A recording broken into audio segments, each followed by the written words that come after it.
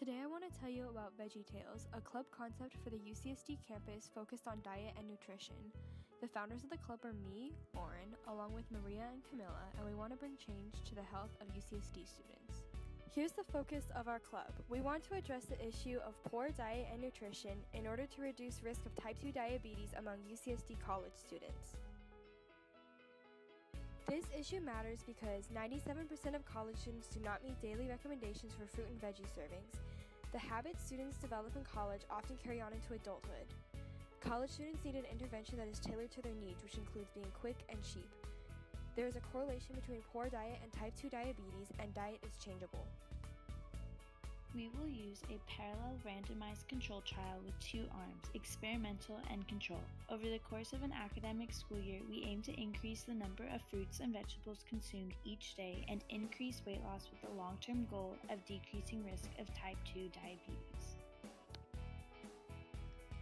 Participants for the control and experimental arms will be chosen randomly. We'll use general body meetings to distribute recipes and pamphlets about healthy eating and to check in on self-monitoring. The experimental group will receive additional treatment. They'll attend skills training workshops, socials, and group trips to the grocery store. We use the social cognitive theory to guide us in improving students' diets. Reciprocal determinism states that there is an interactive cycle between the individual, the environment, and behavior attributes. With a full plate of classes, work, extracurricular activities, it's not as simple as just choosing to eat right. Skills training workshops will increase behavioral capability because students will learn cooking terminology and how to prepare fresh fruit and vegetables. Vicarious learning will happen on group trips to grocery stores, and these will lead to increasing self-efficacy. With the right tools and support, embarking on this journey isn't scary. A key component to our intervention is the informational GBMs. Our club members will hear guest lecturers discuss a variety of topics such as importance of a healthy diet. We will also give out pamphlets and other resources related to starting and maintaining a healthy diet. Also, the club will help create a social support system between people with a shared goal of improving quality of diet. At club meetings, we will hand out recipes specialized for college students. They will factor in the need for meals that are cheap, fast to prepare, and delicious, all while following the guidelines for healthy nutrition and diet. We will be giving out free gift cards to grocery stores. We will apply for funding from the UCSD Associated Students to provide the gift cards. Anyone in the club who consistently comes to GBMs is eligible, and the gift cards help students reduce the cost barrier of fresh food and motivate students to go to the grocery stores as their food source. For the experimental group of our intervention, we have several extra components that involve face-to-face teaching, skills training, and socials. For example, we will plan group trips to grocery stores such as Vons and Whole Foods. We will shop with our club members and provide tips on food that is healthy versus unhealthy, as well as how to decide what portions to buy. Having hands-on experience will show the club members that they are capable of efficiently and effectively going grocery shopping.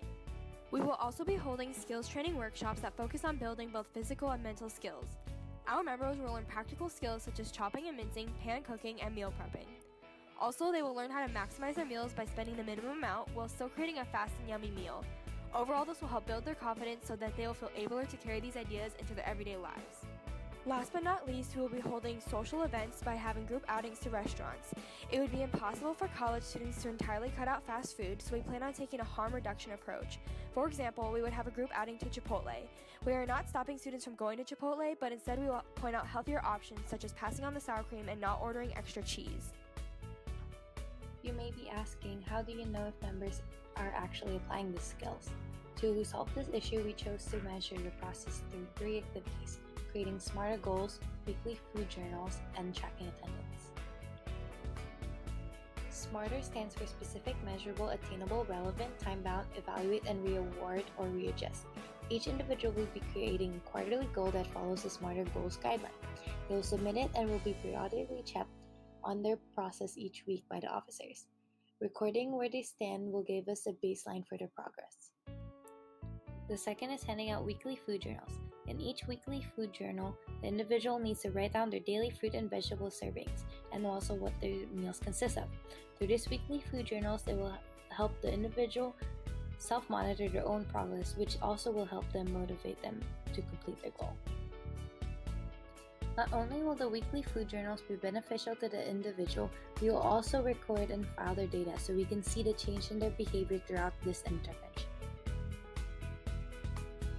We have various club activities that the members can attend, from GBMs, skills training, socials, and guided groceries shopping. During these events, the attendance will be taken and recorded to see how committed and consistent members are to receiving the intervention. You may be asking, how about tracking their outcome? We'll be measuring and tracking everybody's weight at the beginning of each quarter. We will record both the control and experimental groups to compare if our intervention successfully changes their eating habits and live a healthier lifestyle through reducing their weight and reducing the risk of type 2 diabetes. In the long run, we aim to reduce the risk of type 2 diabetes through weight loss. In the end of the year, a person's weight will be converted to BMI to check if they are at risk of developing diabetes. Those with a BMI of higher than 25 are more likely to develop diabetes and should be recommended to go to the doctors for further testing. Hope you are as excited about eating healthy as we are. Thank you for watching Veggie Tales. Eat, live better.